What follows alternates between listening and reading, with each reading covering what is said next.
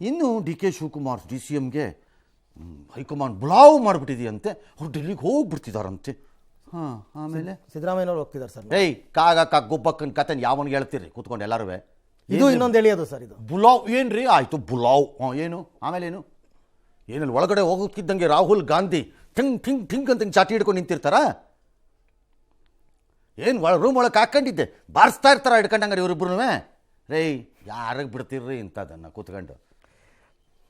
ಹಾಂ, ಅನ್ನೋದ್ರ part of A drama ಏನಿದೆ? ನೀವಿಬ್ಬರು ಹೋಗ್ಬಿಟ್ಟಲ್ಲಿ ಎಕ್ಸ್ಪ್ಲೈನ್ ಮಾಡೋದು. ವರದಿ ಕೇಳ್ತಾರಂತೆ ಸರ್. ಏಯ್ ಗೊತ್ತಿಲ್ಲದೆ ಇರೋದು ಎಂತಾದ್ರೂ ಇದೆ ಅಲ್ಲಿ? ಭಾಳ ದೊಡ್ಡ ವರದಿ. ಯಾರ್ರೀ ಅವ್ರು ಅಧ್ಯಯನ ಮಾಡ್ತಿರೋ KPC AICCನಲ್ಲಿ? ಅಂಥ ಪುಣ್ಯಾತ್ಮ ಪುರುಷೋತ್ತಮ ಯಾರಪ್ಪ? PhD ಪುರುಷೋತ್ತಮ ಕರ್ಕೊಂಬನ್ರಿ. ಆ PhD ಪುರುಷೋತ್ತಮನಿಲ್ಲಿ ಗೊತ್ತಿಲ್ಲದೆ ಇರೋದು ಎಂತಾದ್ರೂ ಇದೆ ಅಲ್ಲಿ?